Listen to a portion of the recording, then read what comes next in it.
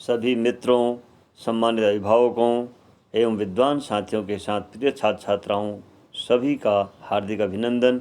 आज हम कक्षा 10 क्षितिज भाग 2 के गद्य खंड की ओर चलते हैं। गद्य खंड में आपका चल रहा है नेताजी का चश्मा।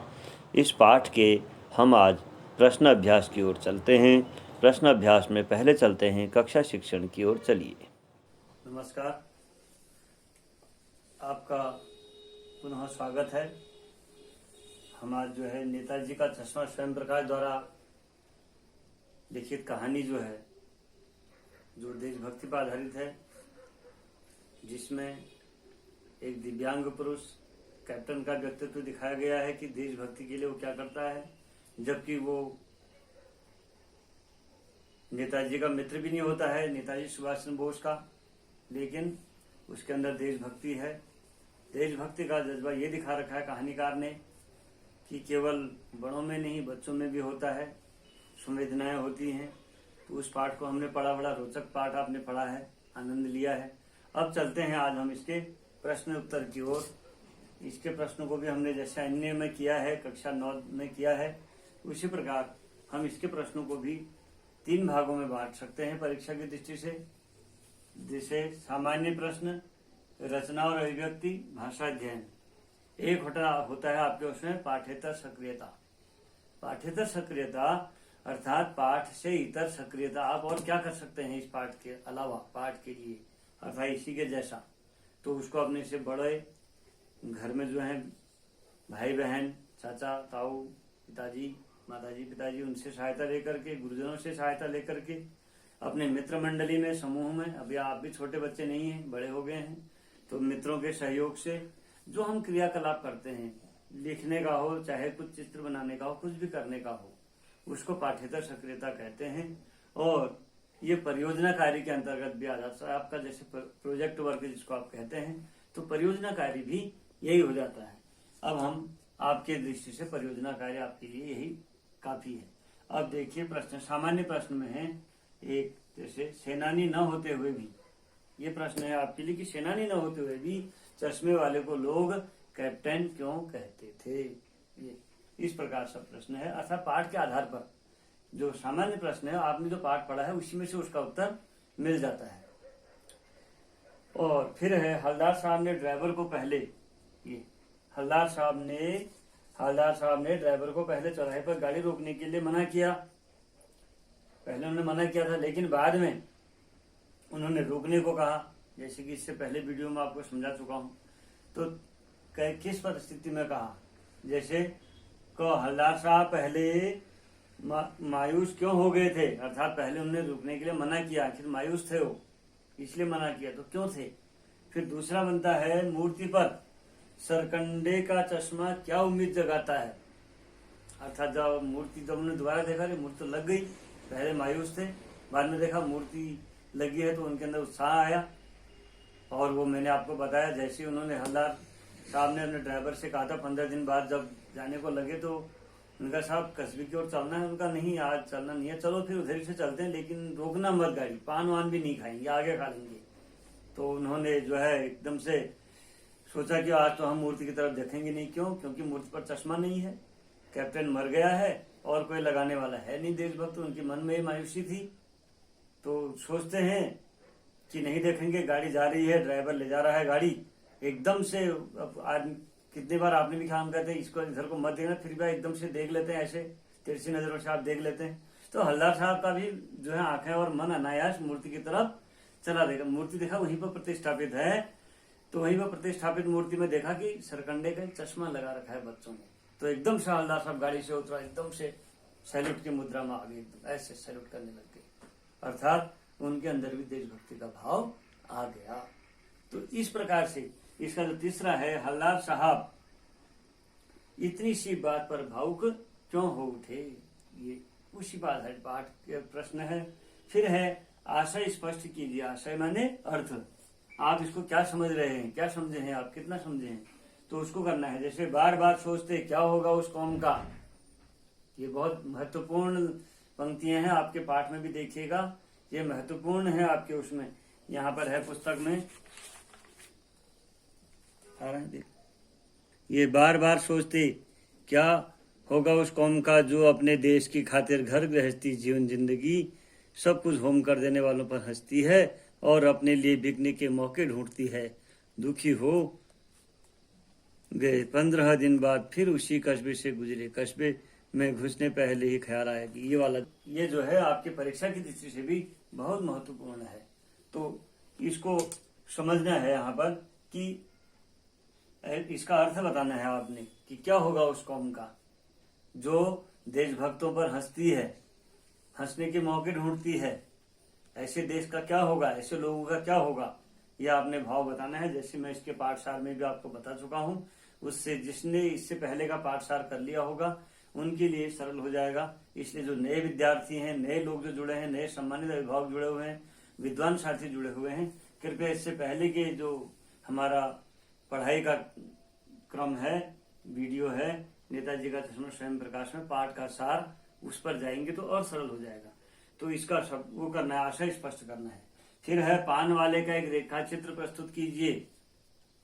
रेखा चित्र खींचिए नहीं, मेरे को मालूम है आप कुछ भी बना देंगे, खाली चित्र बना देंगे पान वाले का, वो तो रेखा चित्र हुआ। खींचना बनाना, रेखा चित्र आपने प्रस्तुत करना है, अर्थात आपने बताना है उसके बारे में, लिखना है कि वो किस प्रकार का है, कैसा उसके व्यक्तित्व के बारे में लिखना है आपने। आप रेखा चित्र बना देंगे तब भी चल जाएगा। अब है प्रश्न नंबर 5, वो लंगड़ा क्या जाएगा फौज में, पागल है पागल। वो देखो आ रहा है, खींच लो कहीं साहब, उसका फोटो वोटो खींच लो अखबार में, कहता है पान वाला। तो यहाँ पर भी इसका जो है ऐसी टिप्पणी कर रहा है पान वाला। इस टिप्पणी के आधार पर उसका क्या प्रतिक्रिया है, आप अपनी प्रतिक्रिया है ना इस पर लिखिए कि पान वाले की टिप्पणी किस प्रकार की है। ये 5 प्रश्न जो है आपके सामान्य प्रश्न उत्तर में आते हैं। अब है रचना और अभिव्यक्ति। ये आपका सौभाग्य ही है कि आपके उसमें रचना अभिव्यक्ति कम से कम 1 2 3 4 5 6 प्रश्न है 11 तक, 6 से 11 तक आपके 6 प्रश्न हैं इसमें रचना और अभिव्यक्ति के। इसलिए मैं पूरा नहीं दे पाया हूँ। रचना और अभिव्यक्ति को हम इसी के जब हम प्रश्नोत्तर कराएंगे उसी समय पढ़ेंगे। फिर आता है भाषा अध्ययन। भाषा अध्ययन में भी आपके पास काफी सामग्री है। भाषा रचना अभिव्यक्ति के बारे में बात करें, चलो ठीक है।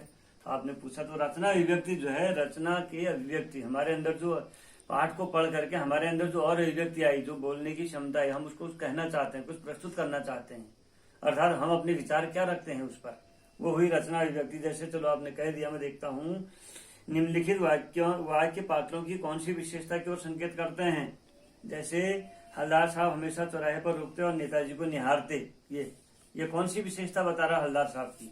उन पात्र माने जो इसके अंदर पात्र हैं, चरित्र हैं, जैसे हलदार साहब हैं, पान वाले हैं, और सैनिक है, वो कैप्टन है, तो चश्मे वाले बच्चा है जिसने मूर्ति लगा दी होगी, वो लोग हैं जिन्होंने वहां मूर्ति प्रतिष्ठापित की होगी उस समय चौराहे पर कस्बे में। तो पान वाला उदास हो गया, उसने पीछे मुड़कर मुंह का पान नीचे थूका और सिर झुकाकर अपनी धोती के सिरे से आंखें पोंछते हुए बोला, साहब कैप्टन मर गया। ये आपने इसकी विशेषता बतानी है यहाँ पर, उसी कैप्टन की। फिर बाद में क्या विशेषता रही ये बताना है आपने उसके चरित्र को।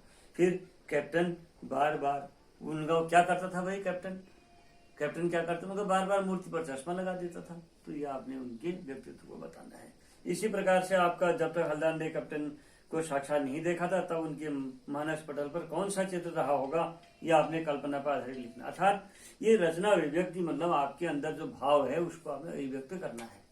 फिर चलिए अब चलते भाषा अध्ययन की ओर। भाषा अध्ययन व्याकरणिक खंड होता है आपके पाठ्य पुस्तक में। इस पाठ में आए हुए व्याकरणिक शब्दों के द्वारा हम व्याकरण को सीखते हैं, समझते हैं और व्याकरण को बनाते हैं। तो व्याकरण की दृष्टि से पहले में आपने निपात छांटना है। निपात क्या है ये हम आपको बताएंगे प्रश्नों में ही। फिर आपने कर्मवाच्य में बदलना है जो वाक्य दिए गए हैं, फिर आपने भाववाच्य में बदलना है। इस प्रकार से आपका ये पाठ यहाँ पर समाप्त हो जाएगा। इसके प्रश्नोत्तरों को मैं आपको अंतर्जाल की सहायता से स्वयं लिखकर पुस्तिकाओं से जैसे भी होता है आपको प्रश्नोत्तर देने का प्रयास करता हूँ। आपका सहयोग अपेक्षित है, आप सहयोग दीजिए, आप सीखिए, प्रयास कीजिए। और पाठ्येतर सक्रियता के बारे में आपको मैं समझा चुका हूँ, वो जो है आपकी एक परियोजना कार्य जैसा है, जिसको आप अपने बड़ों के मार्गनिर्देशन में, गुरुजनों के मार्गनिर्देशन में कर सकते हैं। फिर इसमें एक लास्ट में बचता है देश प्रेम क्या होता है। आचार्य रामचंद्र शुक्ल जी ने जो देश प्रेम की परिभाषा दी है अपने निबंधात्मक शैली में, निबंध के लिए आचार्य रामचंद्र शुक्ल प्रसिद्ध हैं, तो उन्हें देश प्रेम क्या हो, प्रेम ही तो है, इस प्रेम का आलम्बन क्या है, सारा देश अर्थात मनुष्य, पशु पक्षी, नदी नाले, ये पर्वत सहित सारी भूमि, ये सब प्रेम में जो है देश प्रेम है, अगर आप इनसे प्रेम करते हैं तो। इस प्रकार का उन्होंने लिया है, ये भी आपको इसमें हम प्रस्तुत करते हैं। चलिए, नेताजी का चश्मा प्रश्न अभ्यास। प्रश्न संख्या 1, सेनानी न होते हुए भी चश्मे वाले को लोग कैप्टन क्यों कहते थे? इसका साधारण सा उत्तर है, सीधे उत्तर है, सेनानी न होते हुए भी लोग चश्मे वाले को कैप्टन इसलिए कहते थे क्योंकि कैप्टन चश्मे वाले में नेताजी के प्रति अगाध लगाव एवं श्रद्धा भाव था। वह शहीदों एवं देशभक्तों के अलावा अपने देश से उसी तरह लगाव रखता था जैसा कि फौजी व्यक्ति रखते हैं। उसमें देश प्रेम एवं देशभक्ति का भाव कूट कूट कर भरा था। वह नेताजी की मूर्ति को बिना चश्मे के देखकर दुखी होता था। इस प्रकार हम महत्वपूर्ण बिंदु बना सकते हैं। इस बार मैंने प्रश्नों के सूक्ष्म उत्तर भी दूसरे अंतर्जाल से भी लेने के प्रयास किए हैं, जो इस प्रकार हैं। इसी का प्रश्न संख्या 1, सेनानी न होते हुए भी चश्मे वाले को लोग कैप्टन क्यों कहते थे? सरल रूप में है, चश्मे वाला स्वतंत्रता आंदोलन में भाग लेने वाले सैनिकों व नेताओं का अपने हृदय से सम्मान करता था और उसे नेताजी को बिना चश्मे के देखना कतई पसंद नहीं था। वह खुद भी देश प्रेम की भावना से उत्प्रोत था। उसके अंदर देशभक्ति की इसी भावना को देखकर लोग उसे कैप्टन कहते थे या कैप्टन कहकर बुलाते थे। इसी प्रकार मैं हर पाठ में ये पाठ्य के हर प्रश्नों को आपको सूक्ष्म रूप से भी बताने का प्रयास कर रहा हूँ। अब है प्रश्न संख्या 2, विस्तृत उत्तर में। हवलदार साहब ने ड्राइवर को पहले चौराहे पर गाड़ी रोकने के लिए मना किया था, लेकिन बाद में तुरंत रोकने को कहा। इसमें 3-4 आपके बने हुए खंड, उस हिसाब से बोलेंगे। नंबर क है, हवलदार साहब पहले मायूस क्यों हो गए थे? ख है, मूर्ति पर सरकंडे का चश्मा क्या उम्मीद जगाता है? ग है, हवलदार साहब क्षमा कीजिएगा, हवलदार साहब इतनी सी बात पर भावुक क्यों उठे, अर्थात क्यों हो गए, भावुक क्यों हो गए, वो भावुक क्यों हो उठे? इस पर हम उत्तर देखते हैं इसका। क है, हवलदार साहब इसलिए मायूस हो गए थे क्योंकि वे सोचते थे कि कस्बे के चौराहे पर मूर्ति तो होगी पर उसकी आंखों पर चश्मा न होगा। अब कैप्टन तो जिंदा है नहीं जो मूर्ति पर चश्मा लगाए। देशभक्त हवलदार साहब को नेताजी की चश्मा विहीन मूर्ति उदास कर देती थी। अर्थात यहाँ पर हवलदार साहब की भी देशभक्ति हमको देखने को मिलती है। अब चलते हैं इसके ख खंड में। मूर्ति पर सरकंडे का चश्मा यह उम्मीद जगाता है कि देश में देश प्रेम एवं देशभक्ति समाप्त नहीं हुई है। बच्चों द्वारा किया गया कार्य अर्थात सरकंडे का चश्मा लगा देना स्वस्थ भविष्य का संकेत है, अर्थात स्वस्थ भविष्य की ओर, एक अच्छे भारत के भविष्य की ओर संकेत करता है। उनमें राष्ट्र बीज प्रेम के बीज अंकुरित हो रहे हैं। अब चलते हैं गौ खंड में। हवलदार साहब सोच रहे थे कि कैप्टन के न रहने से नेताजी की मूर्ति चश्मा विहीन होगी, परंतु जब यह देखा कि मूर्ति की आंखों पर सरकंडे का चश्मा लगा हुआ है तो उनकी निराशा आशा में बदल गई। उन्होंने समझ लिया कि युवा पीढ़ी में देश प्रेम और देशभक्ति की भावना है जो देश के लिए शुभ संकेत है। यह बात सोचकर वे भावुक हो गए। बहुत बढ़िया उत्तर आपको दिया गया है। अब इन प्रश्नों के संक्षिप्त रूप में देखते हैं प्रश्न संख्या 2 को। हवलदार साहब ने ड्राइवर को पहले चौराहे पर गाड़ी रोकने के लिए मना किया था, लेकिन बाद में तुरंत रोकने को कहा। इसी का ख है, हवलदार साहब पहले मायूस क्यों हो गए थे? हवलदार साहब सोच रहे थे कि कस्बे की हृदय स्थली में नेताजी की मूर्ति तो अवश्य होगी, मगर उनकी आंखों पर चश्मा नहीं होगा, क्योंकि नेताजी की मूर्ति पर चश्मा लगाने वाला कैप्टन तो मर चुका है और किसी को कहाँ भला इतनी फुर्सत है कि वह नेताजी की मूर्ति पर चश्मा लगाए। बस यही सोचकर हवलदार साहब मायूस हो गए। इस प्रकार से भी संक्षिप्त उत्तर आपके मैं दे रहा हूँ। अब इसके ख पर चलते हैं। ख में है, मूर्ति पर सरकंडे का चश्मा क्या उम्मीद जगाता है। मूर्ति पर सरकंडे का चश्मा यह उम्मीद जगाता है कि हमारे देश के लोगों, खासकर युवा और बच्चों के अंदर देशभक्ति की भावना अभी भी बरकरार है, और यही युवा और बच्चे किसी देश का भविष्य होते हैं। अगर इनके अंदर अपने देश के लिए प्रेम व सम्मान है तो हमारे देश का भविष्य उज्जवल और सुरक्षित है। बहुत बढ़िया प्रश्न। अब गौ पर चलते हैं। हालदार साहब इतनी सी बात पर भावुक क्यों हो उठे। हालदार साहब को, उत्तर है इसका, हालदार साहब को बिल्कुल भी उम्मीद नहीं थी कि कैप्टन के मर जाने के बाद नेताजी की मूर्ति पर कोई चश्मा लगा सकता है। वो इस बात से काफ़ी दुखी थे, लेकिन जैसे ही उन्होंने नेताजी की मूर्ति पर सरकंडे का चश्मा लगा देखा तो उनकी आंखों से खुशी के आंसू बह निकले। उनकी आंखें भर आई और उन्हें यह सोचकर काफ़ी संतोष हुआ कि अभी भी हमारे देश के लोगों के लिए या लोगों के दिलों में अपने देश के प्रति देशभक्ति की भावना हिलोरे मारती है। प्रश्न संख्या 3, आशय स्पष्ट कीजिए। आशय स्पष्ट करना है आपको, अर्थ बताना है कि इसका क्या गूढ़ अर्थ हो सकता है। चलिए, बार बार सोचते क्या होगा उस कौम का जो अपने देश की खातिर घर गृहस्थी, जवानी, जिंदगी सब कुछ होम देने वालों पर भी हंसती है और अपने लिए बिकने के मौके ढूंढती है।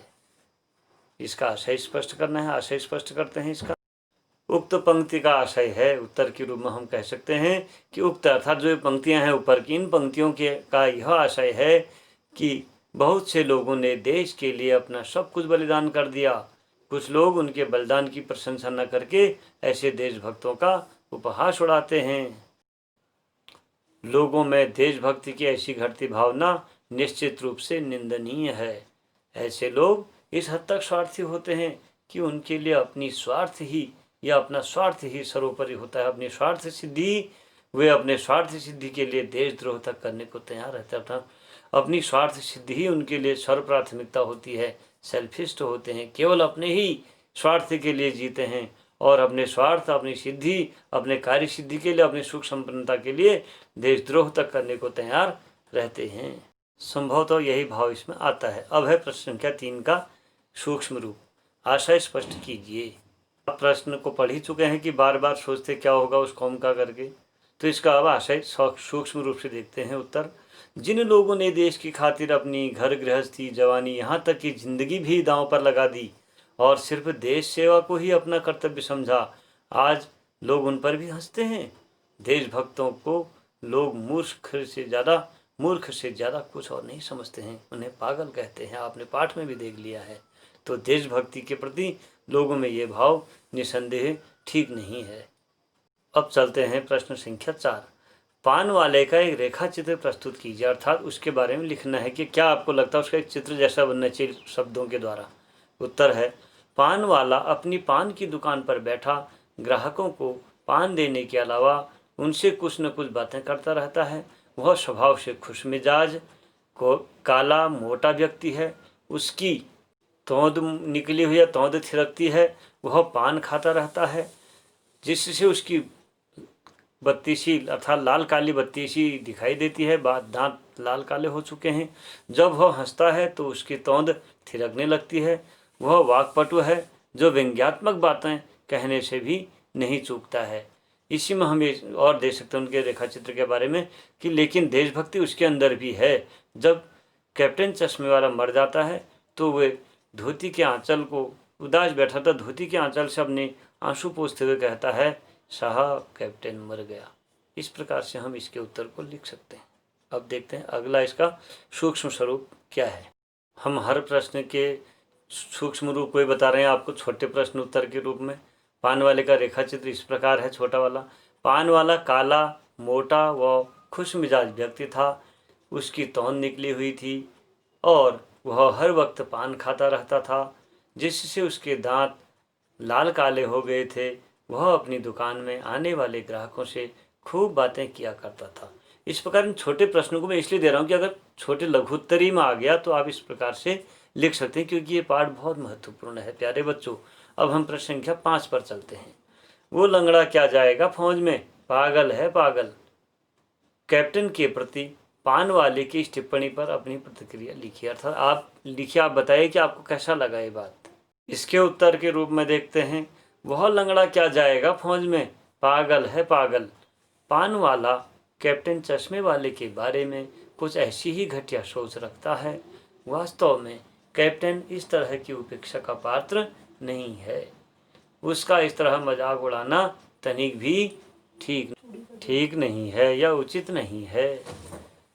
वास्तव में कैप्टन उपहास का नहीं सम्मान का पात्र है, जो अपने अति सीमित संसाधनों से नेताजी की मूर्ति पर चश्मा लगाकर देश प्रेम का प्रदर्शन करता है और लोगों में देशभक्ति की भावना उत्पन्न करने के अलावा प्रगाढ़ भी करता है। प्रगाढ़ प्रेम है उसके अंदर, देशभक्ति की भावना भी उत्पन्न कर रहा है और उसके अंदर भी देश के प्रति प्रगाढ़ प्रेम है। प्रगाढ़ माने बहुत मजबूत, अंदर तक, आंतरिक। के लघुत्तरी प्रश्न की ओर देखते हैं। वह लंगड़ा क्या जाएगा फौज में, पागल है पागल। कैप्टन के प्रति पान वाले की टिप्पणी पर अपनी प्रतिक्रिया लिखिए। सूक्ष्म रूप से है, वह लंगड़ा क्या जाएगा फौज में, पागल है पागल।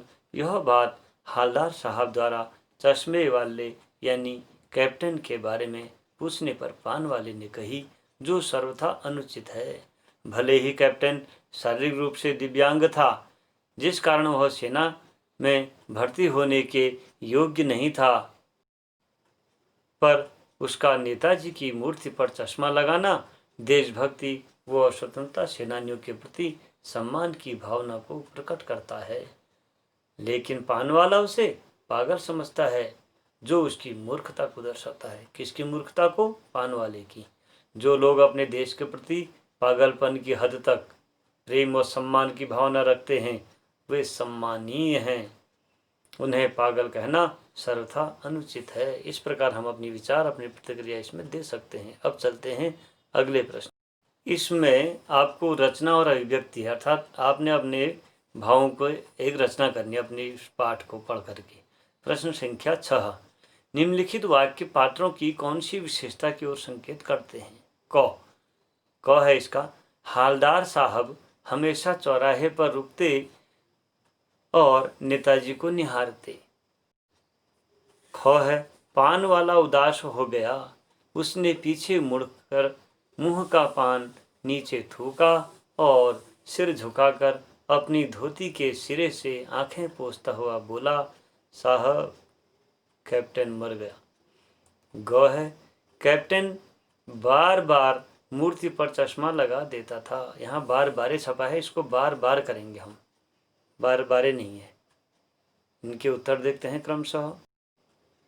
क है, हालदार साहब अपने कर्म के प्रति सजग तथा पान खाने के शौकीन थे। उनके मन में शहीदों और देशभक्तों के प्रति आदर की भावना थी। नेताजी की मूर्ति को रुककर ध्यान से देखना तथा चश्मा विहीन मूर्ति को देखकर आहत होना इसका प्रत्यक्ष उदाहरण है कि वो भी देशभक्त हैं। वे चाहते हैं कि युवा पीढ़ी में यह भावना और भी प्रबल हो। अब है पान वाला। ख में है, पान वाला प्रायः कैप्टन चश्मे वाले का उपहास उड़ाया करता था, जिससे ऐसा लगता था जैसे उसके अंदर देशभक्ति का भाव नहीं है।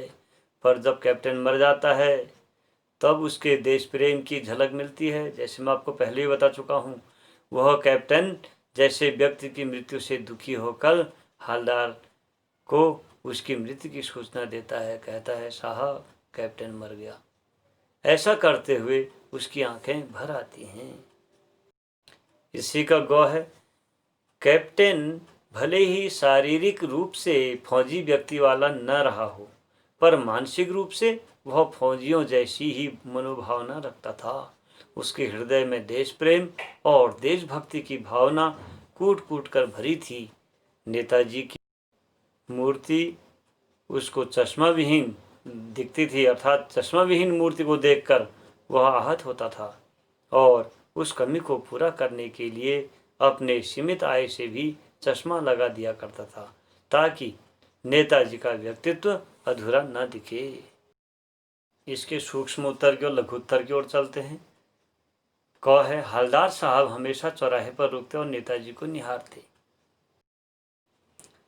उत्तर है हवलदार साहब का चौराहे पर रुकना और नेताजी की मूर्ति को निहारना दर्शाता है कि उनके दिल में भी, हृदय में भी देश प्रेम का जज्बा प्रबल था और वे अपने देश के सुंदर सेनानियों का दिल से सम्मान करते थे। उन्हें नेताजी की मूर्ति पर चश्मा देखना अच्छा लगता था। वे नेताजी की मूर्ति पर चश्मा लगाने वाले कैप्टन की देशभक्ति से बहुत प्रभावित थे और वो उसकी देशभक्ति का हृदय से अर्थात दिल से सम्मान करते थे। ख है पान वाला उदास हो गया।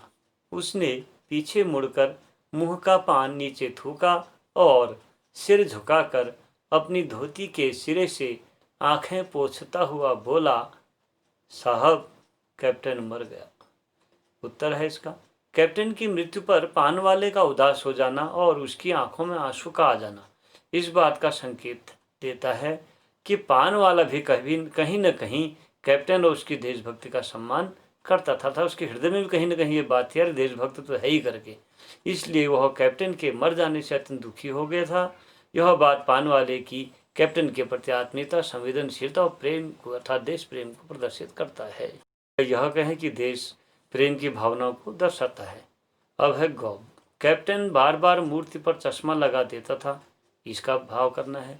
कैप्टन का नेताजी की मूर्ति पर बार बार चश्मा लगाना उसके दिल में नेताजी व अन्य स्वतंत्रता सेनानियों के प्रति सम्मान की भावना को प्रकट करता है और उसका अपने देश के प्रति प्रेम को भी दर्शाता है।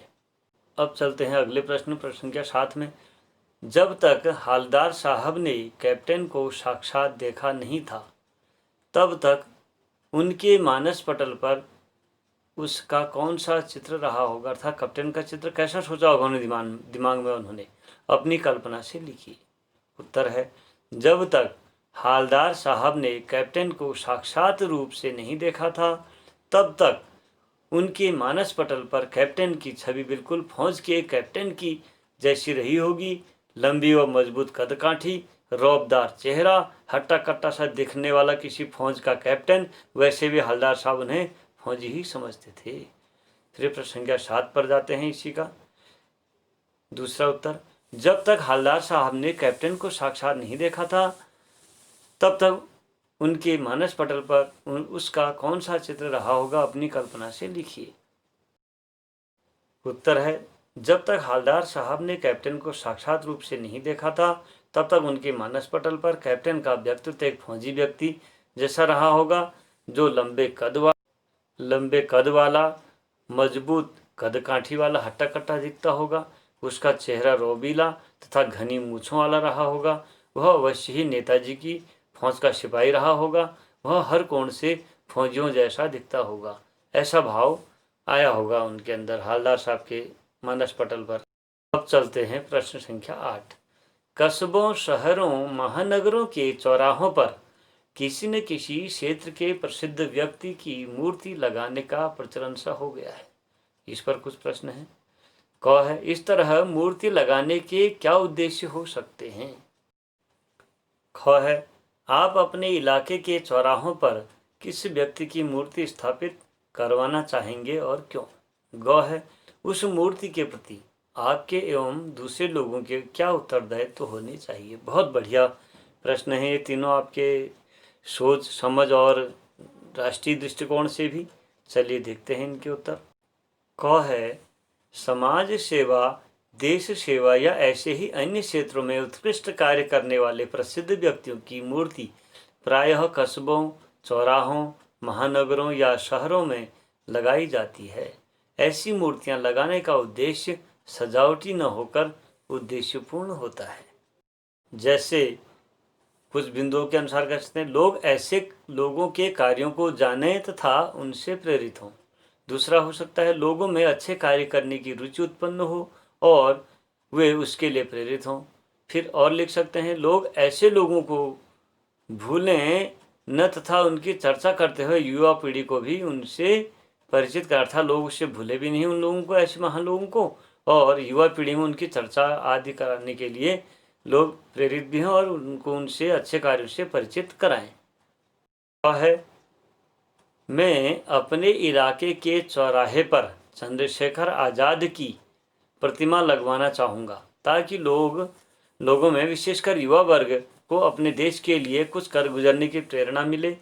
वे अपनी मातृभूमि पर आँच न आने दें और अपने जीते जी देश को गुलाम होने से बचाने के लिए अपने प्राणों की बाजी लगाने से भी न हिचकिचाएं। इसके अलावा युवाओं में देश प्रेम और देशभक्ति की भावना बलवती रहे। ये आप अपने मन से लिख सकते हैं कि मैं इस प्रकार से इसमें मूर्ति को लगाऊंगा, ऐसा करूंगा और उसका ये लाभ मिलेगा। इसका गौ है चौराहे या कस्बे में लगी समाज सेवी या अन्य उत्कृष्ट कार्य करने वाले व्यक्ति की प्रतिमा के प्रति हमारा तथा अन्य लोगों का यह उत्तरदायित्व होना चाहिए कि हम उसकी साफ सफाई करवाएं। साल में कम से कम एक बार वहां ऐसा आयोजन करें कि लोग वहां एकत्रित हों और उस व्यक्ति के कार्यों की चर्चा की जाए। उस व्यक्ति के कार्यों की वर्तमान में प्रासंगिकता बताते हुए उनसे प्रेरित होने के लिए लोगों से कहें या लोगों को प्रेरित करें। फिर हो सकता है मूर्ति के प्रति सम्मान का भाव बनाए रखें। इस प्रकार बिंदुवार इसके उत्तर हो सकते हैं। अब इसी के संक्षिप्त उत्तर की ओर चलते हैं। क है इस तरह की मूर्ति लगाने के क्या उद्देश्य हो सकते हैं, तो संक्षिप्त उत्तर इसका देखते हैं। इस तरह की मूर्तियां लगाने का मुख्य उद्देश्य यह हो सकता है कि सभी लोग, खासकर युवा पीढ़ी व बच्चे, उस व्यक्ति के महान कार्यों के बारे में जानें और समझें। हमेशा उन्हें सम्मान के साथ याद करें और उनसे प्रेरणा लेकर समाज हित और राष्ट्र हित में कार्य कर सकें या कार्य करें। इस प्रकार इसका उत्तर हो सकता है। अब हम चलते हैं इसके ख में। आप अपने इलाके के चौराहों पर किस व्यक्ति की मूर्ति स्थापित करवाना चाहेंगे और क्यों? इसका दूसरा उत्तर इस प्रकार भी हो सकता है। पहले चंद्रशेखर आज़ाद का बताया, अब है दूसरा उत्तर। मैं अपने इलाके के चौराहे पर सुभाष चंद्र बोस की प्रतिमा लगवाना चाहूँगा ताकि हमारी युवा पीढ़ी उनके महान कार्यों व विचारों से प्रेरित हो और भारत माँ की आज़ादी के लिए हर क्षण अपने प्राणों की बाजी लगाने को तैयार रहने वाले इस वीर सपूत के नक्शे कदम पर चलें, क्योंकि आज़ाद भारत में भी सुभाष चंद्र बोस जैसे सच्चे वीर व देशभक्त सपूतों की आवश्यकता है। इस प्रकार आप और उत्तर भी बना सकते हैं। अपने स्थानीय कोई प्रसिद्ध व्यक्ति है उसके बारे में भी आप लिख करके ऐसा बना सकते हैं इसका उत्तर। अब देखते हैं अगला गौ। उस मूर्ति के प्रति आपके एवं दूसरे लोगों के क्या उत्तरदायित्व होने चाहिए? इसका दूसरा उत्तर देखिए। मूर्ति की गरिमा व सम्मान का सदैव ध्यान रखा जाना चाहिए। किसी भी हालत में मूर्ति का अपमान नहीं करना चाहिए, अपमान नहीं होना चाहिए। मूर्ति को किसी प्रकार की क्षति ना हो, इस बात का भी ध्यान दिया जाना आवश्यक है। मूर्ति की नियमित साफ सफाई होनी चाहिए और विशेष अवसरों में मूर्ति पर माल्यार्पण अवश्य होना चाहिए। जिस महापुरुष की मूर्ति है उनके विचारों को आदर्श मानकर उन्हें अपने जीवन में उतारने की कोशिश करनी चाहिए। इस प्रकार हम इसके उत्तर बना सकते हैं। अब चलते हैं प्रश्न संख्या 9 में। 9 है सीमा पर तैनात फौजी ही देश प्रेम का परिचय नहीं देते। हम सभी अपने दैनिक कार्यों में किसी न किसी रूप में देश प्रेम प्रकट करते हैं, जैसे सार्वजनिक संपत्ति को नुकसान न पहुंचाना, पर्यावरण संरक्षण आदि। अब आपने या अपने जीवन जगत से जुड़े ऐसे ही और कार्यों का उल्लेख कीजिए आप और उन पर अमल भी कीजिए। ये आपको एक संदेशात्मक प्रश्न इसको हम कह सकते हैं या उपदेशात्मक प्रश्न भी इसको कह सकते हैं। चलिए इसका उत्तर देखते हैं। सीमा पर तैनात फौजी विशिष्ट रूप में देश प्रेम का परिचय देते हैं।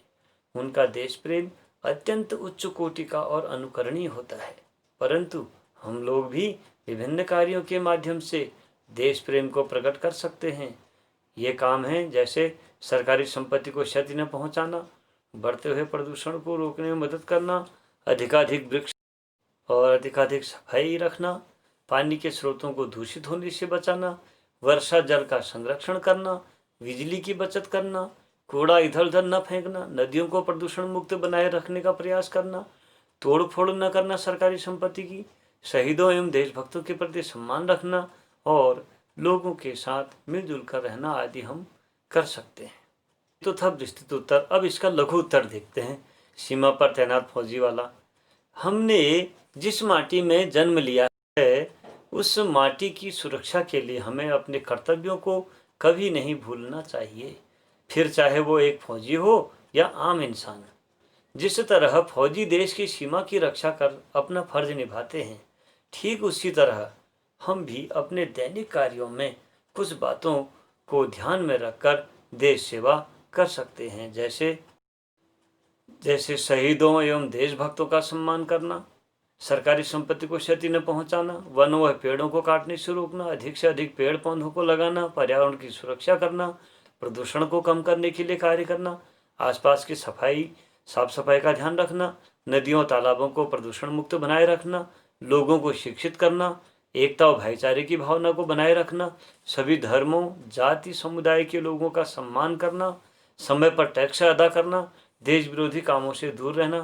तो इस प्रकार हमसे और भी कार्य हो सकते हैं। देखिए, आप पहले वाले प्रश्न के बजाय इसमें आपको और अन्य बातें भी मिल गई हैं। देशभक्ति के लिए हम क्या क्या कर सकते हैं, जैसे लोगों को शिक्षित करना, एकता भाईचारे की भावना को बनाए रखना, सभी धर्म जाति समुदाय के लोगों का सम्मान करना, सबसे बड़ी बात समय पर टैक्स अदा करना, और आज देश विरोधी नारे ज़्यादा लगते हैं तो देश विरोधी कामों और नारों से दूर रहना। इस प्रकार हम बहुत कुछ कर सकते हैं प्यारे बच्चों। अब चलते हैं अगले प्रश्न की ओर। प्रश्न संख्या 10। निम्नलिखित पंक्तियों में स्थानीय बोली का प्रभाव स्पष्ट दिखाई देता है। आप इन पंक्तियों को मानक हिंदी में लिखें, अर्थात जो शुद्ध हिंदी है उसमें लिखना है आपने, जो हमारी हिंदी है एनसीईआरटी की या जो हम पढ़ रहे हैं। चलिए, जैसे कोई गिराक आ गया, समझो उसको चौड़े चौखट चाहिए तो कैप्टन किधर से लाएगा, तो उसको मूर्ति वाला दे दिया, उधर दूसरा बिठा दिया। ये इस प्रकार आपने उसके पान वाले की बातों को सुना होगा कि कोई गिराक आ गया, समझो उसको चौड़े चौखट चाहिए तो कैप्टन किधर से लाएगा, तो उसको मूर्ति वाला दे दिया, उधर दूसरा बिठा दिया। ये क्योंकि मुँह में उसके पान होता है तो शुद्ध बोल भी नहीं पाएगा शायद। इस प्रकार से मैंने इस उत्तर को भी, प्रश्न को भी इसी प्रकार से पढ़ने का प्रयास किया। अब इसका उत्तर देखते हैं मानक हिंदी में किस प्रकार होगा। मानक हिंदी में है, मान लो कोई ग्राहक आ गया, उसे चौड़े फ्रेम चाहिए तो कैप्टन कहाँ से लाएगा, तो उसे मूर्ति वाला फ्रेम दे देता है और मूर्ति पर दूसरा फ्रेम लगा देता है। या ऐसे भी कह सकते हो, उसको मूर्ति वाला फ्रेम दे दिया और मूर्ति पर दूसरा फ्रेम लगा दिया। ये अब लेकिन वो मूर्ति और कैप्टन के बारे में बात कर रहा है तो यही कहेंगे मूर्ति वाला फ्रेम दे देता है और मूर्ति पर दूसरा फ्रेम लगा देता है। चलिए, इसी प्रश्न का दूसरा रूप देखते हैं। कोई ग्राहक आ गया, समझो उसको चौड़े चौखट चाहिए तो कैप्टन किधर से लाएगा, तो उसको मूर्ति वाला दे दिया, उधर दूसरा बिठा दिया। समझ लो अगर कोई ग्राहक आ गया, इसका उत्तर इस प्रकार है। समझ लो अगर कोई ग्राहक आ गया और उसे चौड़ा चौखट अर्थात फ्रेम चाहिए तो कैप्टन कहाँ से लाएगा, तो उसे ग्राहक को अर्थात मूर्ति वाला चौखट दे देता है और मूर्ति पर दूसरा फ्रेम लगा देता है। अब प्रश्न संख्या 11। भाई खूब, क्या आइडिया है। इस वाक्य को ध्यान में रखते हुए बताइए कि एक भाषा में दूसरी भाषा के शब्दों के आने से क्या लाभ होते हैं। आइडिया शब्द अंग्रेजी का है, तो एक भाषा का दूसरी भाषा में अगर शब्द मिलता है तो उसका क्या लाभ होता है और क्या आनंद आता है वो बताना है। चलिए उत्तर देखते हैं इसका। एक भाषा के शब्द जब ज्यों के त्यों दूसरी भाषा में आते हैं तो इससे भाषा सरल, सहज और बोधगम्य बनती है। वह अधिकाधिक लोगों द्वारा प्रयोग और व्यवहार में लाई जाती है। कुछ ही समय में ये शब्द उसी भाषा के बनकर रह जाते हैं, उसी भाषा के होकर रह जाते हैं।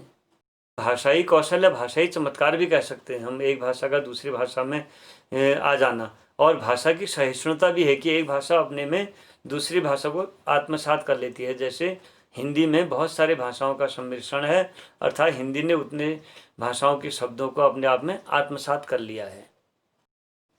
इसी को संक्षिप्त रूप में देखते हैं। भाई खूब, क्या आइडिया है। इसको जो है भाषाई आधार पर बताना है कि एक भाषा का दूसरी भाषा में किस प्रकार आ जाते हैं शब्द और क्या उसका प्रभाव पड़ता है। एक भाषा में दूसरी भाषा के शब्दों के आने से भाषा अधिक सरल, सहज और रुचिकर बन जाती है, जो जल्दी समझ में आ जाती है। इससे भाव अभिव्यक्ति बढ़ जाती है और साथ में भाषा का शब्द भंडार भी बढ़ जाता है। भाषा की लोकप्रियता में भी बढ़ोतरी होती है। अब चलते हैं भाषा अध्ययन की ओर। भाषा अध्ययन अर्थात आपका व्याकरणिक जो भाग है पुस्तक में, उसमें से जो व्याकरणिक अंश हैं उन पर चर्चा करेंगे। प्रश्न संख्या 12 है, निम्नलिखित वाक्यों में से निपात छांटिए और उनसे नए वाक्य बनाइए। निपात माने होता है जहाँ पर वाक्य पूरा हो जाता है, जिससे के कारण वाक्य पूरा हो जाता है और वो वाक्य जो है एक नए रूप में परिवर्तित होता है। जैसे नगर पालिका थी तो कुछ ना कुछ करती ही भी रहती थी। ये यहाँ कुछ न कुछ, ये निपात है। फिर कभी भी खाली नहीं बैठना चाहिए, हमेशा कुछ न कुछ करते रहना चाहिए। ये इसके वाक्य में प्रयोग हो गया कुछ न कुछ का। इसी प्रकार अगला देखते हैं, किसी स्थानीय कलाकार को ही अवसर देने का निर्णय किया होगा। ये को ही, ये निपात हुआ यहाँ पे। इसका वाक्य बनाएंगे, कठिन मेहनत करने वाले को ही सफलता मिलती है। फिर ग है, यानी चश्मा तो था लेकिन संगमरमर का नहीं था। ये तो था, ये निपात शब्द हुए। इसका वाक्य का जो है वाक्य में प्रयोग करेंगे तो हलदार साहब अभी भी नहीं समझ पाए थे। यहाँ घ है, अभी भी वाक्य है इसका, अभी भी वक्त है, संभल जाओ वरना जीवन भर खून के आंसू रोना पड़ेगा। फिर अंगों है, 2 साल तक हलदार साहब अपने काम के सिलसिले में उस कस्बे से गुजरते रहे। इसमें मैं है क्योंकि वो निपात हो रहा हूँ, वहाँ पर कायरी को रुकवा दे रहा हूँ थोड़ा सा। वाक्य है, हर बात में आपकी दखल अंदाजी मुझे पसंद नहीं है। तो आप इस प्रकार से निपात को समझने का प्रयास कीजिए, व्याकरणिक बिंदुओं को समझने का प्रयास कीजिए, वाक्य प्रयोग स्वयं बनाने का और वाक्यों बनाने का प्रयास कीजिए। अब अगला देखते हैं 13, निम्नलिखित वाक्यों को कर्मवाच्य में, अब कर्मवाच्य में बदलना है। कर्म माने से, के द्वारा, इस प्रकार से वाच्य में परिवर्तन हो जाता है। जैसे क, वह अपनी छोटी सी दुकान में उपलब्ध गिने चुने फ्रेमों में से नेताजी की मूर्ति पर फिट कर देता था। ये तो उसके द्वारा, यहाँ द्वारा आगे, उसके द्वारा अपनी छोटी सी दुकान में उपलब्ध गिने चुने फ्रेमों में से नेताजी की मूर्ति पर एक फिट कर दिया जाता था। ये फिट कर देता था, कर दिया जाता था आ जाएगा। कर्मवाच्य मतलब काम हो रहा है उसके द्वारा वहाँ पर। ये पान वाला नया पान खा रहा था, ख है, तो पान वाले से नया पान खाया जा रहा था या पान वाले के द्वारा नया पान खाया जा रहा था। फिर पान वाले ने साफ बता दिया था, ये पान वाले द्वारा साफ बता दिया गया था। फिर घ है, ड्राइवर ने जोर से ब्रेक मारे, ड्राइवर द्वारा जोर से ब्रेक मारे गए या ड्राइवर द्वारा जोर से ब्रेक मारा गया। यानी कि जब कार्य उसमें हो रहा, कृतवाच्य उसमें बदलना है ना आपने उसको, कर्मवाच्य में बदलना है ना आपने उसको। तो इस प्रकार इसको समझने का प्रयास कीजिए। अब इसी में नेताजी ने देश के लिए अपना सब कुछ त्याग दिया, नेताजी द्वारा देश के लिए अपना सब कुछ त्याग दिया गया। हलदार साहब ने चश्मे वाले की देशभक्ति का सम्मान किया, हलदार साहब द्वारा चश्मे वाले की देशभक्ति का सम्मान किया गया। इसी प्रकार से भाववाच्य में है इसी का, माँ बैठ नहीं सकती, भाव माने भाव आएगा बैठने का, करने का, खाने का, कुछ काम को करने का। मैं ये नहीं कर सकता, मैं ऐसा नहीं हो सकता, ये हो सकता है, इस प्रकार का। तो माँ बैठ नहीं सकती, माँ से बैठा नहीं जाता। ये ख है, मैं देख नहीं सकती तो मुझसे देखा नहीं जाता, नहीं देख पाने का भाव। ये फिर है, चलो अब सोते हैं, चलो अब सोया जाए। माँ रो भी नहीं सकती, माँ से रोया भी नहीं जाता। ये भाववाच्य में हुए। इस प्रकार के शब्द जो होते हैं भाववाच्य कहलाते हैं। अब हम चलते हैं इसमें आपके लास्ट में, अंत में एक देश प्रेम पर आधारित आचार्य रामचंद्र शुक्ल जी का एक वो दिया हुआ है कि देश प्रेम क्या है, उनका निबंधात्मक एक शैली में लिखा हुआ एक लेख दिया गया है। इसको थोड़ा अध्ययन करते हैं, थोड़ा पढ़ते हैं इसको। चलिए आप भी अपनी पुस्तक निकाल करके पुस्तक में इसको देखें ताकि वर्तनी और शुद्धता तथा वाचन शैली का भी हम अध्ययन कर सकें और साफ साफ इसको पढ़ना सीख सकें। चलिए, देश प्रेम है क्या? प्रेम ही तो है। इस प्रेम का आलंबन क्या है? सारा देश अर्थात मनुष्य, पशु, पक्षी, नदी, नाले, वन, पर्वत सहित सारी भूमि। यह प्रेम किस प्रकार का है? यह साहचर्यकृत प्रेम है। जिनके बीच हम रहते हैं, जिन्हें बराबर आंखों से देखते हैं, जिनकी बातें बराबर सुनते रहते हैं, जिनका हमारा हर घड़ी का साथ रहता है। सारांश यह है कि जिनके सानिध्य का हमें अभ्यास पड़ जाता है, उनके प्रति लोभ या राग हो सकता है। देश प्रेम यदि वास्तव में अंतःकरण का कोई भाव है तो यही हो सकता है। यदि यह नहीं है तो वह कोरी बकवास या किसी और भाव के संकेत के लिए गढ़ा हुआ शब्द है। यदि किसी को अपने देश से सचमुच प्रेम है तो उसे अपने देश के मनुष्य, पशु, पक्षी, लता, गुल्म, पेड़, वन, पर्वत, नदी, निर्झर आदि सबसे प्रेम होगा। वह सबको चाह भरी दृष्टि से देखेगा। वह सबकी सुध करके विदेश में आंसू बहाएगा। जो यह भी नहीं जानते कि कोयल किस चिड़िया का नाम है, जो यह भी नहीं सुनते कि चातक कहाँ चिल्लाता है, जो यह भी आंख भर नहीं देखते कि आम प्रणय सौरभपूर्ण मंजरियों से कैसे लदे हुए हैं, जो यह भी नहीं झांकते कि किसानों के झोपड़ों के भीतर क्या हो रहा है, वे यदि बस बने ठने मित्रों के बीच प्रत्येक भारतवासी की औसत आमदनी का परता बताकर देश प्रेम का दावा करें तो उनसे पूछना चाहिए कि भाइयों, बिना रूप परिचय का यह प्रेम कैसा? जिनके दुख सुख के तुम कभी साथी नहीं हुए, उन्हें तुम सुखी देखना चाहते हो, यह कैसे समझें?